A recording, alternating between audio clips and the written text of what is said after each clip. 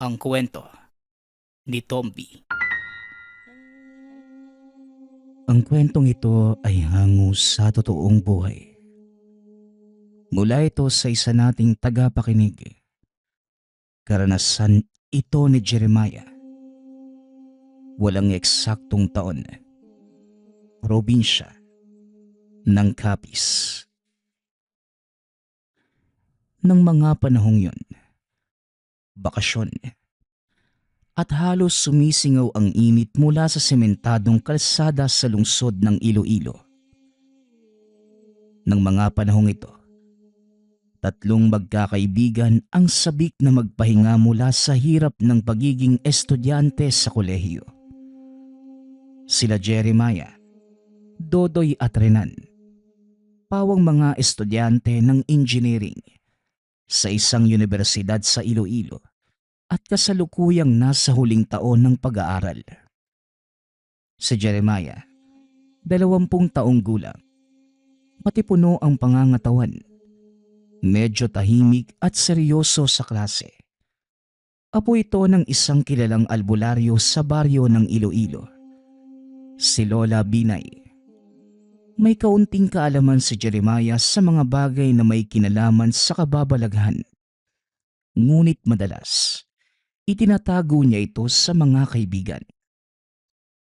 Si Dodoy naman, 21 taong gulang, ang pinakamasiyahin sa kanilang tatlo. Palabiro, palaging may dalang baon na kwento at higit sa lahat, malakas kumain. Samantalang si Rena naman, 2 taong gulang lamang din, mas maingat at praktikal. Pero kapag nagkayayaan ang magbabarkada, ito ang unang sumasama. Pagod na ang mga ito sa sunod-sunod na pagsusulit, proyekto at walang katapusang gawain sa eskwela. Kaya naman habang kumakain sila ng tanghalian sa kantina ng universidad, umusbong ang ideya ng isang maikling bakasyon. Mga pare, grabe yung taong to ah. Walang katapusang pagsusulit, tapos may mga proyekto pa. Sobrang nakakapagod din pala maging estudyante ng engineering. Tiis lang mga pare, konti na lang eh. Magtatapos na tayo sa susunod na taon. Oo nga, pero teka, malapit na rin yung bakasyon natin ah. Ano, maglakwatsa tayo. Punta kaya tayo ng Capiz. Maganda raw yung dagat doon at may masasarap at malalaking talaba. Habang nag-uusap ang tatlo, may isang kaklase na tahimik na nakikinig. Ito si Manoy. Nasa 20 taong gulang din na mga panahong ito. Bagong lipat lamang sa paaralan. Simula nang pumasok, hindi ito nakikisalamuha sa iba. Madalas ay mag-isa lamang, nakatungo at bihirang magsalita. Kung tatanungin man ng guro, iisa lamang ang sagot at wala nang dagdag. Ngunit ngayong araw, parang napilitan itong magsalita. Pasensya na, pero nadinig ko yung usapan ninyo. Taga-Capiz kasi ako eh. Baka gusto niyong pumunta sa amin? Nagulat ang tatlong magkakaibigan. Hindi nila akalain na madidinig ang boses ni Manoy ng ganong kahaba. Aba, ikaw pala yan Manoy? Ngayon ka lang nagsalita ng ganyan ah. Pare, sakto pala. May lugar na tayong pwedeng puntahan. At isa pa, may lokal na tayo makakasama. Ano Manoy? Ayos lang ba kung sa inyo kami tumuloy ng mga ilang araw? Para sana masulit na lang din yung bakasyon. Oo naman. Siguradong matutuwa si nanay at tatay kapag nadala ko kayo. Sakto din. Malapit na yung kaarawan ng kapatid ko. Mas masaya kung may mga bisita akong kasama. Ayos. Kaarawan. Sigurado akong maraming pagkain dun. Manoy, mabuti na lang nadinig mo kami, no? Tahimik lamang si Jeremiah habang nakangiti. Ngunit hindi katulad ng karaniwang ngiti sa mga kaibigan. May kaakibat itong kakaibang kaba na hindi niya maipaliwanag. Ramdam sa dibdib ang malumanay na pangamba. Isang kutob na bumubulong sa isipan. Mula pagkabata, itinuro sa kanya ni Lola Binay na laging makinig sa sariling pakiramdam, lalo na kung may kinalaman sa mga taong hindi pa lubos nakakilala. Sa unang pagkakataon, tila may bumulong kay Jeremiah na mag-ingat kay Manoy. Hanggang sa lumipas pa ang mga araw, nagpatuloy ang klase. Nang pauwi na, nagsalita si Jeremiah. Mga pare, seryosong usapan Sigurado ba kayo? Hindi pa naman natin gaanong kilala si Manoy. Ikaw naman, Jeremiah. Huwag kang mapanghusga, pare. Mabait namang tao Tahimik lang kaya napagkakamalang may sariling mundo. Oo nga naman, pare. At saka libre yung tutuluyan natin, Libre din yung pagkain. Ano pa bang hahanapin natin? Ito na yata yung pinakamagandang bakasyon. Kayo talaga. Kapag libre palagi kayong nandyan. Basta. Iba yung pakiramdam ko Bahala na kayo. Pero ako, magdadala ako ng mga gamit na hindi nyo alam. Hindi na nagsalita pa ang dalawang kaibigan. Akala nila ay simpleng biro lamang yon ni Jeremiah. Ngunit sa isipan, seryoso itong maghahanda ng mga baong proteksyon. Kinagabihan, sa bahay nila Jeremiah, nadatnan niya si Lola Binay na nakaupo sa kusina, abala sa paghahalo at paggawa ng mga gamot mula sa iba't ibang halamang gamot. Matanda na si Lola Binay, subalit kita pa rin ang lakas at talas ng pakiramdam pagdating sa mga bagay na hindi nakikita ng iba. Magandang gabi po, Lola. Mano po? May sasabihin po sana ako sa inyo. Oh, gabi ka na namang umuwi, Jeremiah. Oh, ano na naman ito? Gagala na naman kayo ng mga kaibigan mo, ano?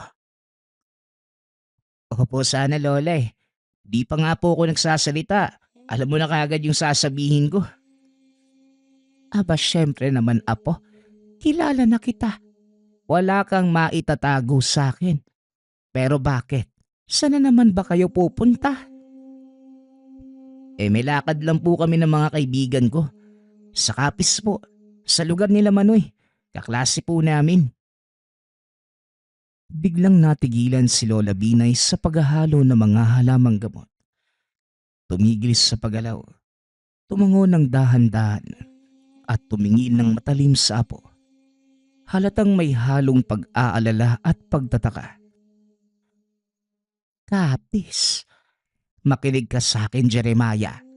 Kapag tumuloy kayo, dalhin mo ang mga ito. Asin at bawang pangontra sa mga nilalang na hindi basta-basta namamatay. Ang langis na ito, may dasal na nakapaloob. At itong kalamansi, ilagay mo sa bulsa ng salawal mo. Lola naman, ang dami naman po niyan Nakakahiya sa mga kasama ko. Baka pagtawanan ako nila Dodoy at Renan. Ay nako, wag kang magpatawa-tawa dyan, Apo. Protection yan. Tandaan mo, hindi lahat ng kausap mo siya talagang nakikita mo. Ang mga aswang ay hindi palaging lumilipad na halimaw sa gabi. Minsan sila ay nakikisalo, nakikikain, nakikihalubilo. Pero ang dugo nila ay iba at ang hangarin nila ay palaging masama. Natahimik si Jeremiah. Ramdam ang bigat ng boses ni Lola Binay. Pero Lola, paano ko naman po malalaman kung may daya yung pagkain? Kinuha ng Lola ang isa sa mga kalamansi. Pinisil at pinatak ang katas sa isang maliit na piraso ng tuyong karne na nasa lamesa. Tingnan mo ng mabuti, Apo. Ganito yan. Kapag ang pagkain ay galing sa masamang nilalang, lalabas ang tunay nitong anyo sa oras na napataka ng katas ng kalamansi. Maaring magkulay itim o umalingasaw ang mabahong amoy. Doon mo malalaman kung ligtas o hindi. Huminga ng malalim si Jeremiah at kinuha ang mga kagamitan. Sige po Lola, dadalhin ko ang lahat ng yan. Pero sana wala namang mangyaring masama sa amin doon, no? Hinawakan ni Lola Binay ang kamay ng apo. Sabay tumitig sa mga mata. Makinig ka sa akin, apo. Hindi ko sinasabing huwag kang magtiwala. Pero palagi mong pakikinggan ang kutob mo. Huwag kang basta-basta tatanggap ng pagkain at inumin. Lalo na kung hindi mo kilala ang nagbigay. At higit sa lahat, apo, huwag mong kalilimutan na may mga nilalang na nakatago sa anyo ng tao. Kinagabihan, hindi kaagad nakatulog si Jeremiah. Nakahiga sa kwarto, nakatitig sa kisame. Nadidinig ang mga kuliglig at huni ng palakas sa labas. Subalit mas malakas ang pintig ng dibdib. Sa isip-isip niya, paulit-ulit ang babala ng lola na ang aswang ay hindi kagad nakikilala hanggat hindi sila kaharap sa dilim. Ngunit sa kabilang banda, sabik din itong makasama ang mga kaibigan sa isang bakasyon. Matagal na rin mula nang sila ay nakapamasyal. Kinabukasan, maaga silang nagkita sa harapan ng universidad. May mga dalang backpack, may baon at punong-puno ng kasabikan. Dumating pa si Manoy na may suot na simpleng kamiseta at dalang maliit na supot ng pasalubong para sa kapatid. Habang nasa bus, nagkwekwentuhan sina Dodoy at Renan. Habang si Jeremiah naman, nakatingin lamang sa bintana. Tinitignan ang asul na langit at malawak na palaya na dinaraanan. May kaba sa dibdib na hindi niya masabi kahit kanino. Pagkarating sa bayan, sumakay sila ng tricycle papunta sa baryo nila Manoy. Mga iyo, saan kayo pupunta? Sa amin po, doon sa kabilang baryo na malapit sa dagat, malayo sa kabiasnan. Biglang natahimik ang driver. Tila may naaalala na hindi dapat pang banggitin. Dahan-dahang kumunot ang noo. Saka bahagyang yumuko. Inilingon ang ulo ng kaunti at marahang bumulong kay Jeremiah na nooy nakaupo sa kanyang likuran. Nako iho, mukhang malayo yun ah. Mag-iingat kayo. Sabi-sabi at maraming kwento tungkol sa lugar na yon. May mga pamilya daw ng aswang na naninirahan doon. Napayuko si Jeremiah. Hindi niya na lamang binanggit sa kahit kanino ang nadinig. Subalit lalo itong kinabahan. Pagkarating sa may tulay, doon na sila binaba ng driver. Hindi na ito naglakas loob na pumunta pa sa mismong baryo nila Manoy. Marahil dahil sa kaba o ayaw din na mapalapit sa lugar na yon. At bago tuluyang bumaba, pinaalalahanan ulit sila ng driver na mag-iingat. Pagkababa ng tricycle, huminto muna ang apat sa gilid ng kalsada. Malapit nang magdilim at ang paligid ay nagiging kulay kahel dahil sa paglubog ng araw. Malamig ang hangin at may kakaibang bigat. Para bang may halong amoy na hindi mawari ni Jeremiah. Mula roon, naglakad sila sa makitid na daan, patagilid sa pagitan ng mga simpleng bahay na may agwat sa isa't isa at may maliit na bakuran. Ang tunog ng mga dahon ay marahang umaalingaw-ngaw sa hindi kalayuan. Kasabay ng ihip ng hangin, may dalang alat. Paminsan-minsan may nadidinig ding huni ng mga ibon. Ngunit parang may kakaibang tono. Tila sinusundan ang kanilang bawat hakbang. Habang papalapit pa sa baryo, lalong naramdaman ng katahimikan ng paligid na tila pinagmamasdan sila ng kung sino. Ay, salamat! Nakarating din! Ang haba ng biyahe ah. Para akong naluto sa init at alikabok. Oo nga eh. Pero sulit naman, di ba?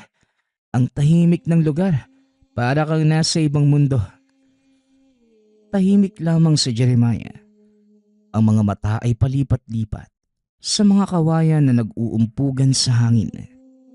Sa mga bahay na yari sa pawid at sa mga manok na nagtatakbuhan sa bakuran. Pagkarating sa bahay nila Manoy, sinalubong sila ng mga magulang nito at ng nakababatang kapatid. Ang bahay nila ay simple ngunit kakaiba.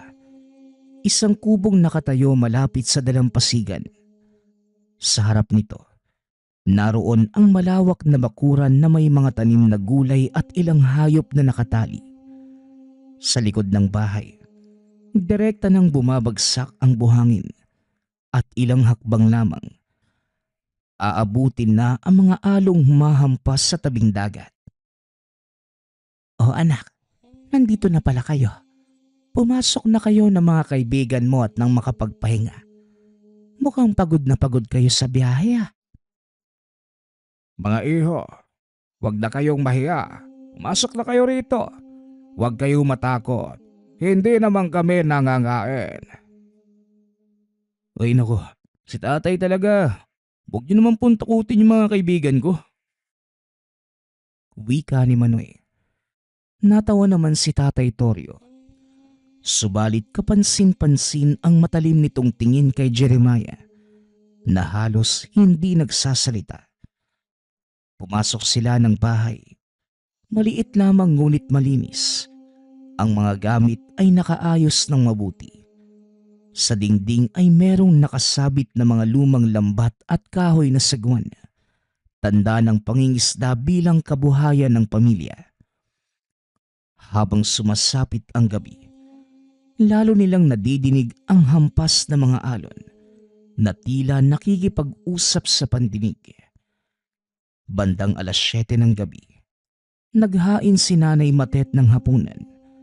May nilagang baboy, adobong pusit na bagong huli, at pritong isda na galing mismo sa dagat sa tapat ng tahanan. Sa wakas, makakakain na rin tayo. Grabe! Ang sarap naman ng mga ulam! Siguradong mabubusog ako nito. Ngunit si Jeremiah, nakatitig lamang sa mga pagkain. Pasimpleng kinuha ang kalamansi mula sa bulsa. Piniga ang katas sa nilagang baboy at muli sa pusit at pritong isda. Wala namang nangyaring kakaiba. Ligtas para kainin. Nakahinga ito ng maluwag at nagsimulang kumain. Pagkatapos ng hapunan, tumambay sila sa labas ng bahay. Kumikislap ang dagat sa ilalim ng liwanag ng buwan at ang hangin ay malamig. Habang nag-uusap sina Renan at Dodoy kasama si Tatay Torio, lumapit si Manoy kay Jeremiah. O Jeremiah, nakita kita kanina eh. Pinigaan mo ng kalamansi yung ulam. Pasensya ka na pare. Bilin kasi ni Lola Bina eh. Alam mo naman, yung mga kwento tungkol dito sa baryo nyo. Naiintindihan kita pare. Pero tandaan mo, hindi lahat ng taga rito masama. Kinabukasan, maaga silang nagising upang mamasyal. Ang sikat ng araw, bahagyang naglalaro sa ibabaw ng dagat. Ang hangin mula sa tabing dagat ay malamig at may halong alat. Habang naglalakad sa makitid na daan papuntang plaza, nadaanan nila ang isang karinderyang dinadagsa ng mga tao. Ang karinderya ni Aling Belen. Sikat ito dahil sa kanyang masarap na lugaw, lalo na sa mga dayo at turista na dumaraan sa dalampasigan. Kitang-kita ang usok na nagmumula sa malaking kawa at amoy na amoy ang bango ng sabaw na tila tumatagos sa bawat daanan. Pare, amoy palang panalo na. Bili naman tayo. Oo nga, nagutom na rin ako. Sabi nga ng iba, sikat daw dito yung lugaw niya dahil maraming sahog. Ngunit kagad silang pinigilan ni Manoy. Tumayo at tumingin ng seryoso. Teka, huwag kayong bibili dyan. Nagulat si Renan at Dodoy at halos hindi makapaniwala sa sinasabi. Ha? Bakit naman? Ang daming ang kumakain oh. Di nyo naiintindihan eh. Hindi basta-basta ang lugaw ni Aling Belen. Kaya nga hindi siya binibili ng mga taga rito eh. Yung mga sangkap na ginagamit niya, hindi lahat galing sa manok. At yung iba, delikado. Hindi yun para sa ordinaryong tao. Wika ni Manoy. Natigilan si Jeremiah. Bumalik sa isipan ang mga bilin ni Lola Binay tungkol sa kalamansi, bawang at asin. Doon niya napansin na kakaiba ang sabaw sa kawa. Hindi kulay dilaw tulad ng karaniwang lugaw. Nang mismong sandaling yun, lumabas si Aling Belen mula sa loob ng karinderya. Nakaputing duster. Payat ngunit may matalim na titig na para bang kayang basahin ang bawat sulok ng isip ng binata. Nakatitig ito direkta kay Jeremiah. At ang ngiti, kahit kaakit-akit sa unang tingin, ay may dalang panganib. May kasamang babala na hindi maipaliwanag. Mga iho, bakit hindi kayo pumasok sa loob? Tikman niyo ang lugaw ko. Siguradong mabubusog kayo. Nalaglag ang tingin ni Jeremiah sa mga kamay. Dito napansin na may bakas ng dugo sa kuko ni Aling Belen. Kagad naman itong itinago ng matanda. Sapat na yun para magdulot na matinding kaba. Bumilis ang tibok ng puso ni Jeremiah. Parang tutulo ang bawat patak ng dugo sa isipan niya. Natigilan ang tatlo nang biglang lumapit si Aling Belen. Ang mga mata, tila nanunuot sa kaluluwa ng sino mang titigan. Hindi kumurap si Jeremiah. Pilit pang nilalabanan ang kakaibang kaba na bumabalot sa dibdib. Sige na mga iho, pasok kayo. Mainit-init pa ang lugaw ko. Maraming sahog. Wala kayong ibang matitikman ng sing sarap nito. Nag-iisa lamang dito sa baryo namin. Bahagyang umiti si Renan. Halatang natutokso na ito. Pare, baka naman nag-iinarte lang yung mga taga dito. Baka hindi naman totoo yung mga sinasabi mo. Hinila kagad ni Manoy ang braso ni Renan. Renan, huwag kang papadala. Hindi lahat ng pagkain dapat mong tikman.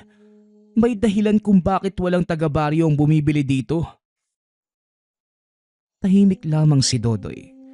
Ngunit hindi rin niya maitago ang pagtulo ng laway sa amoy ng mainit na lugaw. Dahil amoy pa lang, parang nagugutom na ito muli. Habang nag-uusap, napansin ni Jeremiah na sa gilid ng karinderya, may nakatabing malaking sako. May tumutulong likido mula roon. Malapot na kulay pula. Tila hindi ito dugo ng hayop, kundi masyadong sariwa.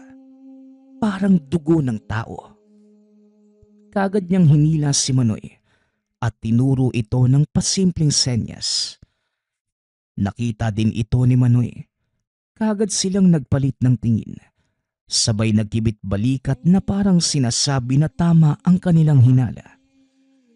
Bigla muling nagsalita si Aling Belen. Nadinig ang kanilang bulungan.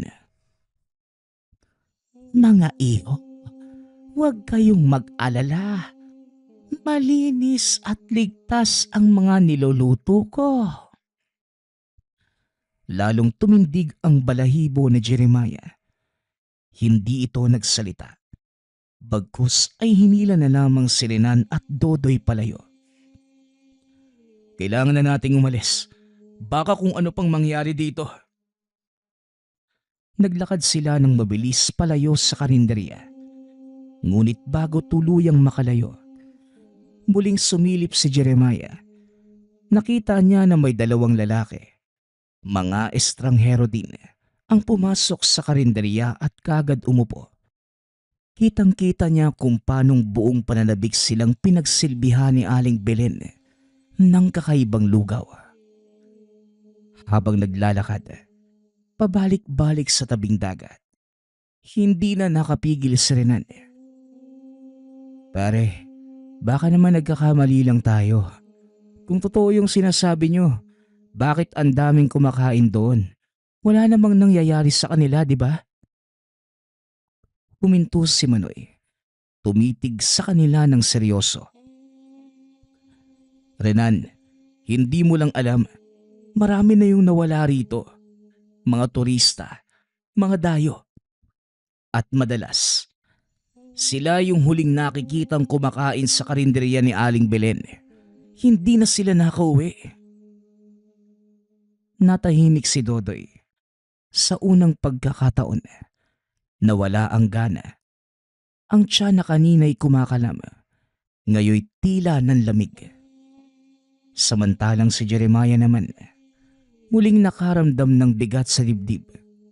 Ang mga bilin ni Lola Binay ay paulit-ulit na umaalingaw-ngaw sa isipan niya na mag-iingat lalong-lalo na sa pagkain. Sa pagbalik sa tahanan sa tabing dagat, ramdam ng lahat na hindi na ito simpleng bakasyon. Sa hindi kalayuan, mula sa karinderya, may mahinang tawa ang sumasabay sa hampas ng alon. At alam nilang yun ay mula kay Aling Belen. Kinagabihan, payapa nang nakahiga si Renan, Dodoy at Manoy sa banig. Hindi makatulog si Jeremiah. Sa labas ng kubo nila Manoy, malakas ang hampas ng alon, kasabay na mahinang ugong ng hangin. Sa bawat pagdampi ng malamig na simoy sa balat, lalo lamang itong kinikilabutan. Kagad na patingin sa liwanag ng buwan na tumatama sa alon. Sa hindi kalayuan, may anino itong napansin. Isang tao na may buhat-buhat na sako. Dumadaan ito sa gilid ng dagat, papunta sa direksyon ng baryo. Kagad namang ginising ni Jeremiah si Manoy. Pare, gumising ka. May tao sa labas. May dalang sako. Tignan mo. Dali-daling dumungaw si Manoy. Nakita din ng nilalang. Ang lakad nito'y mabigat at nahihirapan. Na tila pasa ng isang bangkay. Hindi nila makita ang mukha dahil natatakpa ng ulap ang buwan. Ngunit ramdam nilang hindi ordinaryo ang dala nito. Hindi nagdalawang isip si Jeremiah. Kinalabit din si Renan at Dodoy. Pagkahawak niya sa balikat ni Dodoy, bigla itong nagising. Ano ba pare? 2:00 pa lang yata ng gabi ah. Bakit ba? O bakit? Ano bang meron, Jeremiah? Tignan niyo yung nilalang sa hindi kalayuan, no? Parang kakaiba eh. Baka naman mga isda lang yan. Lambat. O di kaya huling mga isda lang yun dala niya. Ngunit napailing lamang si Manoy. Hindi ganyan yung itsura ng bitbit na mga isda. Masyado yung mabigat. Masyadong tahimik din. Nagpasya ang mga itong sundan mula sa malayo. Lumabas ang 4 ng tahimik sa kubo. Ang buhangin ay malamig sa kanilang mga paa. At ang dagat, tila nakikinig din sa kanilang bawat hakbang. Habang sinusundan ng nilalang, napansin nilang tila dumiretso ito sa isang makitid na landas, papunta sa likod ng karinderya ni Aling Belen. Pagkarating doon, Tumigil ito at binaba ang sako. Doon, sa ilalim na maputlang liwanag ng buwan, gumulong palabas ang nilalaman. Isang katawan ng lalaki. Sigurado silang dayo ito dahil halata sa suot na iba sa karaniwang taga-baryo. Maputla at may malalaking hiwa sa braso. Napatakip ng bibig si Dodoy. Muntik nang mapasigaw. Si Renan, bagamat matapang, napaatras din. Anak ng, totoo nga yung sinasabi mo, Manoy. Hindi sila nakagalaw nang biglang lumabas si Aling Belen mula sa likod ng karinderya. Nakasuot pa rin ito ng puting duster. Ang buhok ay nakalugay at ang mga kuko ay mahaba at may bahid pa ng sariwang dugo. Yumuko ito, sabay nilapit ang kamay at nilubog sa sugat ng biktima. Dito nila nakita. Isinubo ni Aling Belen ang sariwang dugo. Parang sabaw na matagal niyang hinihintay. Pagkatapos ay tumingin sa paligid na parang may naaamoy. May mga matang naninilip. Kagad namang napayuko ang apat. Nagtago sa likod ng kawayan. Nanginginig ang tuhod ni Dodoy. Pare, umuwi na tayo. Baka tayo na yung isunod niya. Ngunit bago pa makalis, nakadinig sila ng mahinang pagtawa. Isang malamig na tawang dumiretso sa kanilang pandinig, kahit walang gumagalaw sa paligid. At doon nila naisip na hindi ordinaryong tao si Aling Belen. Mabilis na kumabog ang dibdib ng tatlo habang nakasilip sa likod ng mga kawayan. Si Jeremiah, bagamat sanay na sa mga bilin ni Lola Binay, hindi pa rin handa sa nasaksihan. Isang matandang babae na tulad ng isang halimaw kung kumilos at walang pakundangan kung kumain ng dugo ng tao. Muling yumuko si Aling Belen sa katawan ng kawawang turista. Subalit maya-maya pa, tumigil ito at tinaas ang ulo.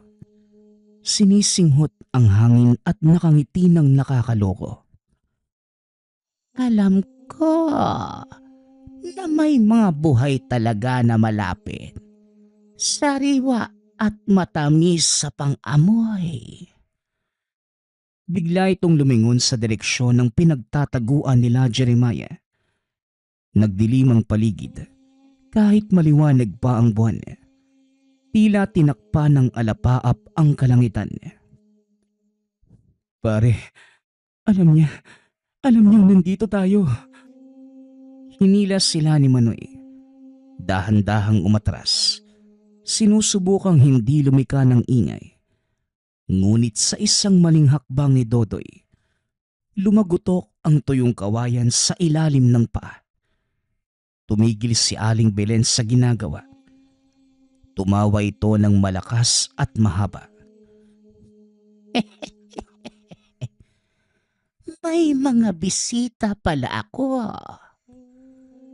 Sa isang ilap, hindi na ito naglakad, kundi tumalo ng napakataas, diretso sa bubong ng karinderya. Ang mga kuko ay kumislap sa liwanag ng buwan, parang mga pangil na handang dumagit. Kagad namang kumaripas ng takbo ang apat pabalik sa bahay nila Manoy. Ang buhangin ay humahalik sa kanilang mga paa, habang ang alon nakikiisa sa kaba ng bawat isa. Pare, ang bilis niya. Para siyang lumilipad. Huwag lang kayong hihinto. May dala akong asin at bawang. Makakatulong to. Habang tumatakbo, nadidinig nila ang mga yabag sa itaas ng mga puno, kasabay ng nakakabinging huni ng mga paniki. Sa bawat kislap ng buwan, nakikita nilang nakasunod si Aling Belen, nakalundag mula bubong papunta sa kawayanan. parang mabangis na pusang nakikipaglaro sa mga daga. At nang marating ang kubo, kagad binuksan ni Manoy ang pinto.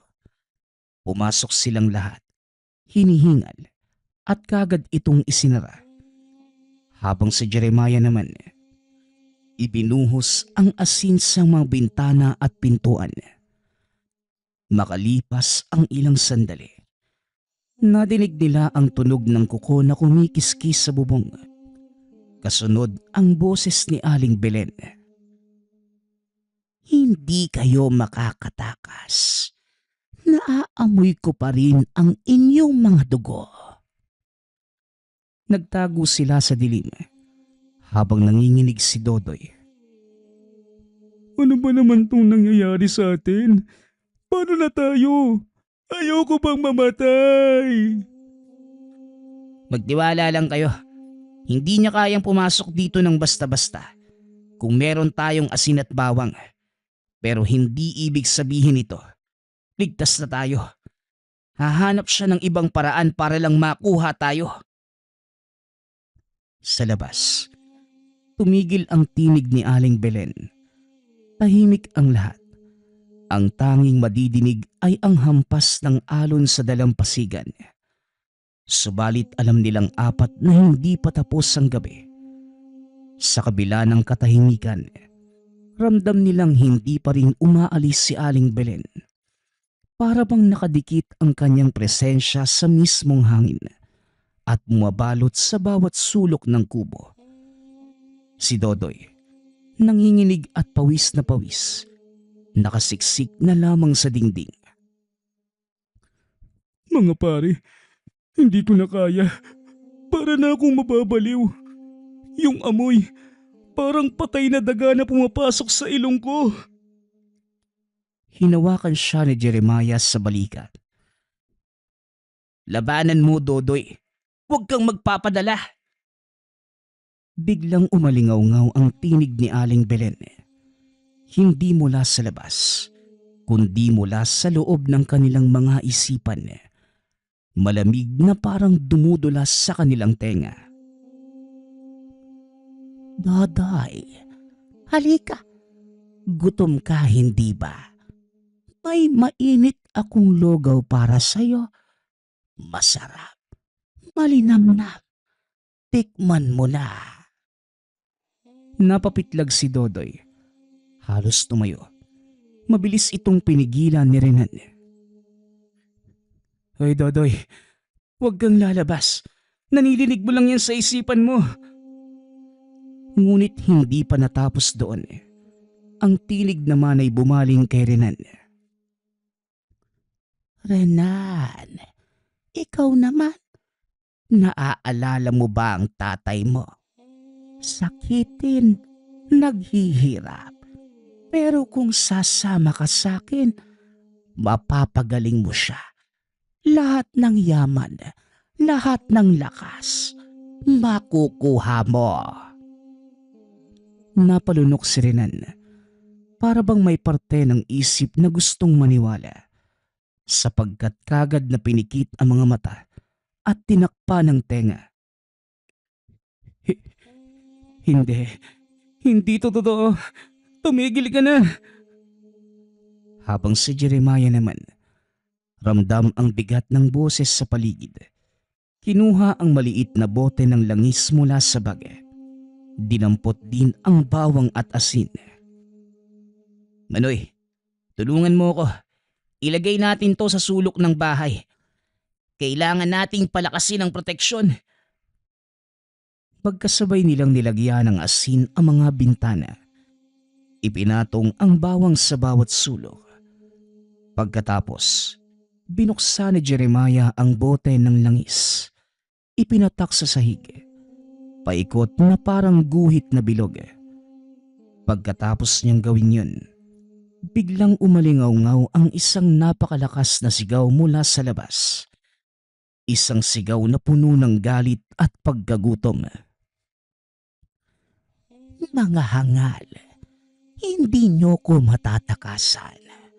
Sa oras na humina ang liwanag, sa oras na magkulang ang inyong bantay, Kayo ang susunod na magiging putahe ko. Dumadagundong ang alon sa dagat. Lumakas ang hangin. Ang bubong ng kubo ay nag-ingay. Para bang pinaghihiganti ng gabi ang pagtataboy nila sa nilalang. Ngunit sa kabila ng lahat, nakahinga sila ng maluwag. Alam nilang kahit papano, nakapaghanda sila. Subalit malinaw sa kanila na hindi magtatagal. Susubukan muli ni Aling Belen. Gabi pa rin ang mga oras na yun. Nakasiksik silang lahat sa loob ng kubo. Nakapako ang tingin sa dilim. Halos hindi makagalaw. Bawat kaluskos sa labas ay parang dagok sa kanilang dibdib. Ang amoy ng bawang at asin ay nangingibabaw sa hangin. Hindi nagbigay ginhawa, kundi lalo pang nagpapaigting ng kaba, na tila higit na ikinagagalit ng nilalang na nag-aabang. Muling sumingaw ang tinig. Ngayon, hindi na ito bulong sa isipan. Malinaw, malakas, dumadagundong mula sa bubungan. Huwag na kayong magtago. Walang asin. Walang bawang, ni walang langis na makakapigil sa akin kung gugustuhin kong pasukin kayo. Sunod-sunod na dagundong ang yumanig sa bubong. Mabibigat na yapak, tumatalon at pumapadyak. Tila pilit na binubutas ang pawid. Nagising ang mga magulang ni Manoy sa ingay. Diyos ko, ano bang nangyayari dito, Manoy? Ano ito? Nay, si Aling Belen po. Kagad nagsalita ang ama. Nanlilisik ang mga mata. Wala ka talagang pinipili, Beleno. Dito pa mismo sa pamamahay namin. Anong gagawin natin? Nandito na siya. Sa kabila ng takot, tumindig si Jeremiah. Mahigpit at matigas ang boses. Wag ho kayong bibigay. Lumaban tayo. Manoy, hawakan mo yung sako ng asin. Renan, ikaw sa bawang. Dodoy, sindihan mo yung kalan. Ngayon din. Kahit nanginginig, kagad silang kumilos. Si Dodoy ang nagsindi ng apoy gamit ang uling at kahoy. Si Renan, dinurog ang bawang at hinanda sa isang mangkok. Habang si Manoy, mahigpit na nakahawak sa sako ng asin, handang ibuhos anumang oras. Sa isang iglap, bumagsak ang kalahati ng bubong. Napasigaw si Manoy at Renan. Mula sa gumuhong pawid, lumitaw ang anino ni Aling Belen. Maitim, payat, halos butot balat. Kumikinang ang mga mata na tila nagliliyab. Ang mga kukoy mahaba't matalim na parang sandata. Ngayon, wala na kayong takas. Akin na kayo. Para itong agil ang dumadagit. Bumagsak mula sa bubungan. Subalit mabilis si Jeremiah. Binato ng asin ang katawan ng aswang. Umusok ang balat nito. Napaatras at naglabas ng sigaw na matinis na nakakabingi sa tenga. Mga walang hiya kayo. Ikaw ang walang hiya, Belen. Mga bisita pa ng anak ko ang pinuntirya mo. Nanay, tatay, pumasok ho kayo sa kwarto. Kami na po yung bahala dito. Hindi nag-aksaya ng oras si Renan. Hinagisan niya ng dinurog na bawang ang mukha ng nilalang. Muling napasigaw si Aling Belen. Tinakpa ng muka. Ngunit sa halip na umatras, lalo itong nagalit. Hindi nyo alam ang pinaglalaruan ninyo. Sa isang iglap, hinawi niya ang mesa. Halos tamaan pa si Dodoy. Kagad itong napaatras. Mabilis namang kumilos si Manoy. Ibinuhos ang kalahating sako ng asin sa sahig na tila isang pader na hadlang sa halimaw. nang dumikit ang paa ni Aling Belen sa asin para itong nakuryente. Napaigtad, napaatras, subalit hindi tuluyang umalis. Dumungaw pa ito sa kanila. Ang mga mata ay nag-aalab sa puot at gutom. Makakatakas kayo ngayong gabi, pero hindi niyo ko matatagalan. Sa susunod na buwan, sa susunod na gabi, maaamoy ko pa rin kayo. At kapag dumilim ang buwan, kayo naman ang isusunod ko. At sa isang iglap, tumulo ng aswang palabas ng bintana. Tumakbo papunta sa dilim at naglaho na parang usok na nilamon ng dagat. Naiwan ang apat, hingal na hingal, pawisan at nanginginig, sapagkat alam nila na hindi pa tapos ang lahat. Matapos ang malupit na sagupaan, naupo ang apat sa buhangin malapit sa kubo nila Manoy. Ang mga alon patuloy na humahampas sa mga paa. Dahan-dahang hinihila ang buhangin at ang malamig na hangin nagbubunyi sa kaunting tagumpay. Halos ramdam ang bawat hampas ng dagat sa mga balat at sa bawat paghinga, ramdam ang bigat na mga pangyayari. Jeremiah, hindi ko na kayang ulitin to. Grabe, parang mamamatay na tayo doon ah. Tama si Dodoy. Yung lakas niya parang hindi sa tao eh. Para siyang nilalang na hindi kayang pigilan ng karaniwang armas. Habang si Jeremiah nakatitig sa dagat, hawak ang bote ng langis at asin. Malinaw sa mga mata ang kaba, ngunit meron pa rin determinasyon. Ramdam ang bigat ng responsibilidad sa mga balikat at alam niya na hindi sila pwedeng bumitaw sa gitna ng panganib. Di tayo pwedeng tumakas. Kung aalis tayo ng walang laban, kahit sino pang taong makapunta dito, susunod niyang bibiktimahin. Ang tanging magagawa lang natin, magplano ng maaga. Kailangan natin ng proteksyon at mahalagang malaman din kung ano yung mga kahinaan niya. Tahimik silang nag-isip. Bawat isa ay pinipigilan ang sariling takot. Hanggang sa muling nagsalita si Manoy. Alam niyo, bata pa ako noon eh. Nakita ko na yung mga yanggaw dito sa baryo. May mga paraan para mapigilan sila. Hindi basta makakatagos kung gagamitin ng mga halamang gamot. Bawang, asin at langis. Pero kailangang maging matalino tayo. Hindi pwedeng sumugod na lang agad. Baka mas mapahamak tayo kapag hindi tayo nagplano eh. Napatingin si Dodoy kay Manoy. Ramdam ang pangamba sa tinig. Ano? Anong gagawin natin? Paano natin lalabanan yung isang nilalang nakatulad nun? Una, kailangan nating gumawa ng bakod ng panangga sa kubo. Asin sa bawat sulok, bawang sa bawat bintana naman, at may langis sa sahig. Yun yung unang hakbang para hindi basta makapasok yung nilalang. Tapos, kailangan natin ng plano kung papasok siya. Iwasan muna yung direktang pakikipaglaban sa simula. Mapapahina siya sa asin at bawang. Saka natin haharapin sa ibang paraan sa oras na handa na tayo. Nagplano ang apat. Sa bawat hakbang, ramdam nila ang bigat ng responsibilidad na nakasalalay sa mga kamay.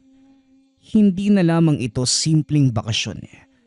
Ito ay laban nila para sa buhay. Laban para sa bukas. At laban para sa mga susunod pang araw sa baryo. Kailangan din nating obserbahan siya. Bawat kilos, bawat galaw, pag-uugali. Dito natin matutuklasan kung paano maiiwasan o mapipigilan si Aling Belen.